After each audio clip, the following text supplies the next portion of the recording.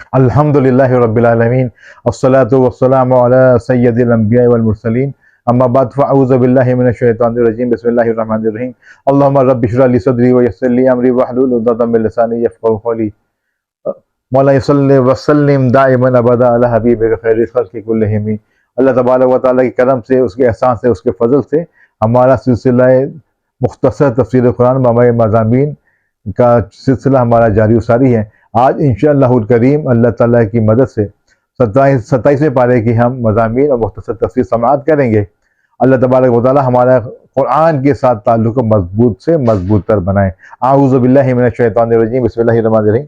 اس پارے کے شروع میں اس بات کا بیان ہے کہ حضرت ابراہیم علیہ السلام کے پاس آنے والے جو کچھ اجنبی لوگ آئے تھے جو کہ بشری شکل میں تھے لیکن وہ فرشتے تھے، تو ابراہیم علیہ السلام نے ان سے پوچھا آپ کا مشن کیا ہے؟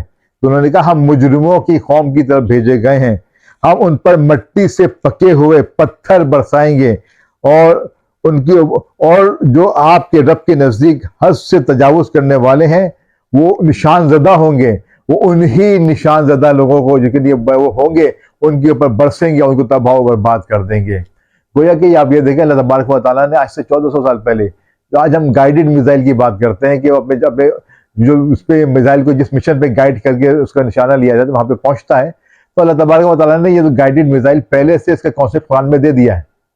اللہ تعالیٰ نے کہا کہ نشان زدہ پتھروں سے وہ ان کو برسائے گا جو ان کو تباہ و برباد کر دیں گے، جو جس بندے پتھر پہ جس کا نشان ہوگا وہ اس کے اوپر لگے گا، اس کو تباہ و برباد کرے گا۔ تو یہ تو اللہ تبارک و تعالیٰ نے دیکھیں سائنس تو بہت پیچھے ہے، یہ تمام چیزیں اللہ تبارک و تعالیٰ نے بہت پہلے بتا دی ہیں، اور یہ حقانیت ہے اس قرآن کی کہ اس میں تمام چیزیں آج ثابت ہو رہی ہیں۔ اللہ تبارک و تعالیٰ نے 1400 سال پہلے اس کو ظاہر اور ہم پہ عیاں فرما دیا۔ اس کے بعد فرمائے کہ ہم لوط علیہ السلام کی ہم اس کو برسائیں گے اور ان کو تباہ و برباد کر دیں گے۔ اس کے بعد فرعون اور موسیٰ علیہ السلام اور فرعونیوں کے سمندر میں غرق ہونے کا اللہ تبارک و تعالیٰ نے ذکر فرمایا ہے، اور قوم عاد اور قوم ثمود پر اللہ تعالیٰ نے عذاب کا ذکر پھر دوبارہ یہاں پہ فرمایا ہے۔ آیت نمبر 47 نے بتایا ہم آسمان کو ہم نے اپنے دستے قدرت سے بنایا ہے اور ہم ہر آن اس کی توسیع دینے والے ہیں۔ آج ماہرین فلکیات اور سائنسدان نت نئی کہکشاؤں کو ایکسپلور کر رہے ہیں، اور آپ دیکھتے ہیں کہ کہنے کہ ابھی تو لا تعداد کہکشائیں ہیں جو ابھی ان ایکسپلور ہیں، ابھی تک تو وہ ایکسپلور ہو ہی نہیں سکی ہیں۔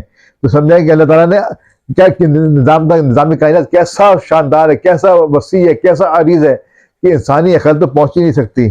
آیت نمبر یہ سب اللہ کی نشانیاں ہیں اور اللہ کی ذات ہی یہ سب کے لیے یہ ممکن ہے کہ وہ اس کو قائم و دائم رکھ سکے۔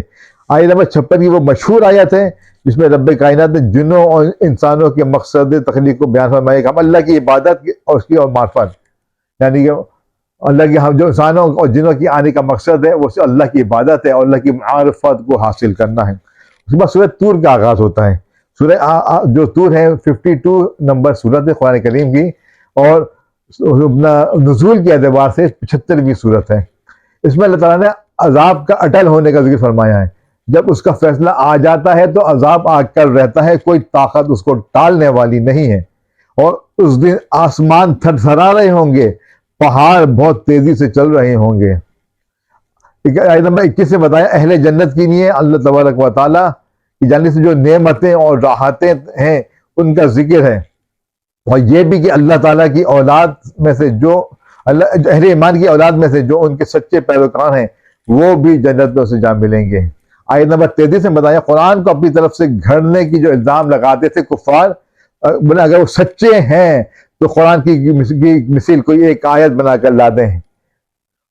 آیت نمبر 35 میں قدرت باری تعالیٰ کے منکرین کو خطاب کر کے بتایا گیا کہ وہ بغیر کسی سبب کے پیدا کر دیے گئے ہیں، یا وہ خود ہی اپنے خالق ہیں؟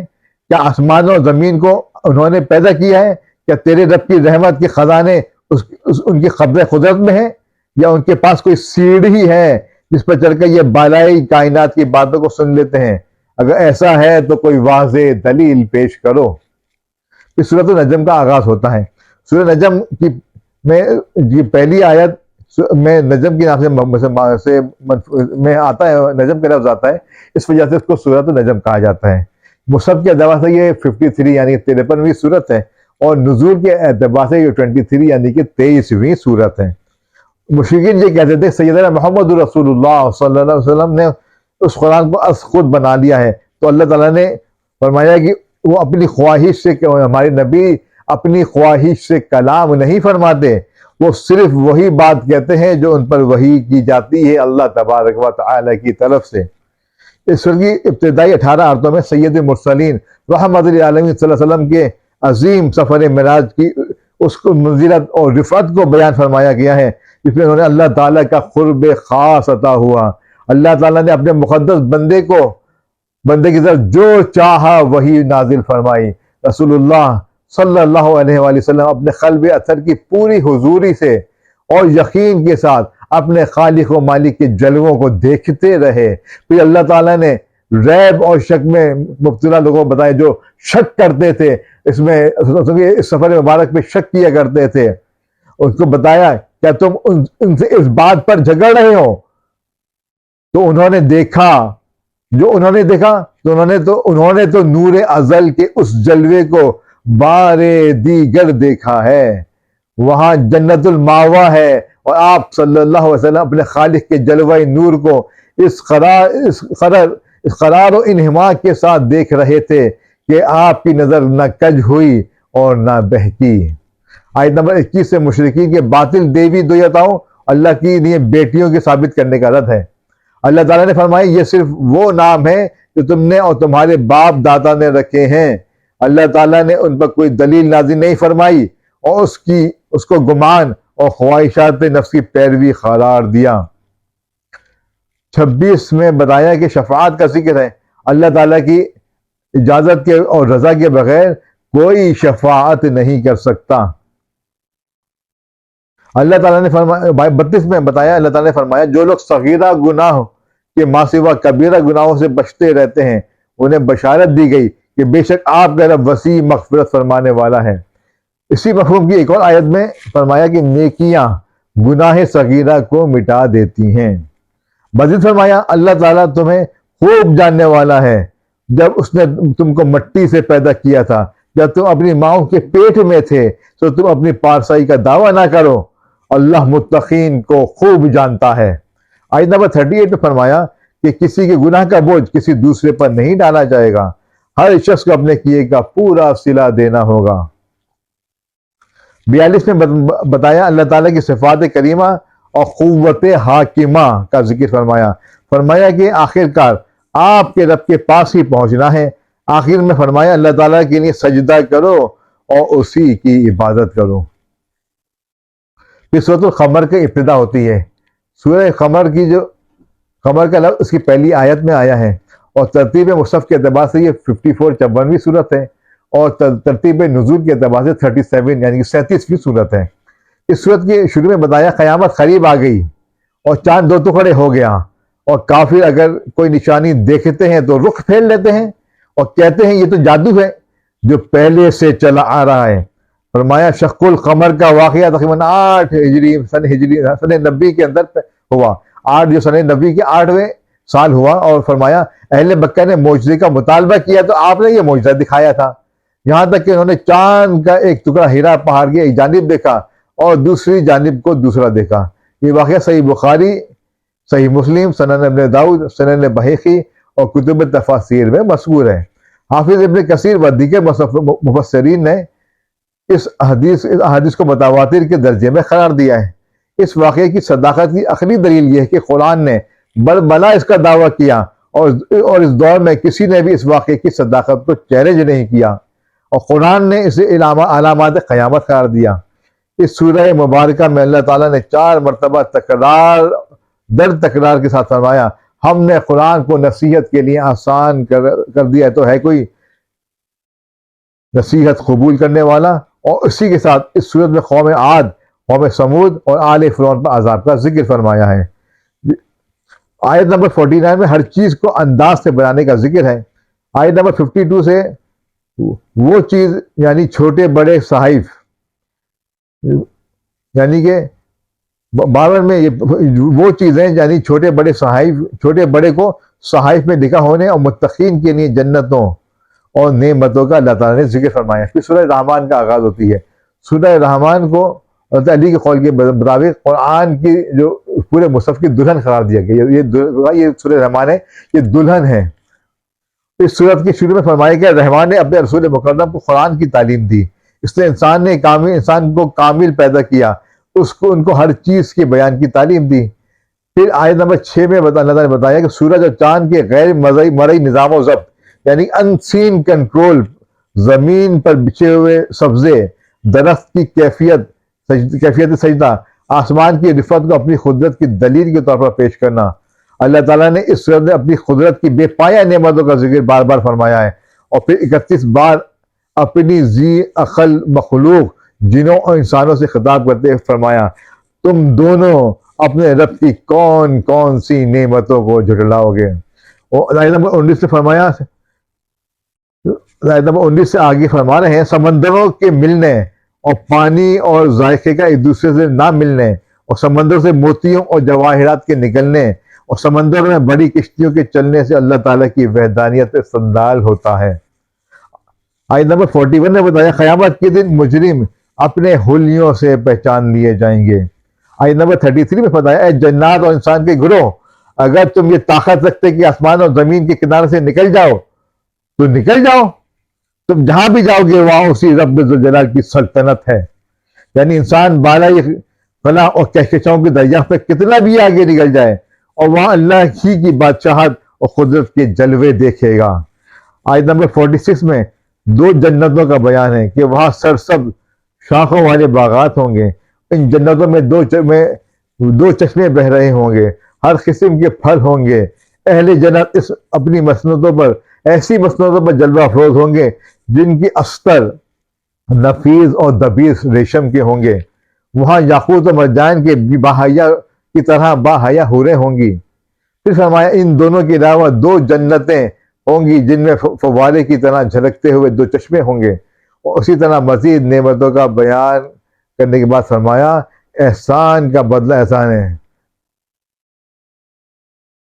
حل جزاء الاحسان الا الاحسان، کہ بے شک احسان کا بدلہ احسان ہی ہے. اس کے بعد سورہ واقعہ کا آغاز ہوتا ہے. اس سورت کا نام اس کے واقعے کی پہلی آیت میں مذکور ہے.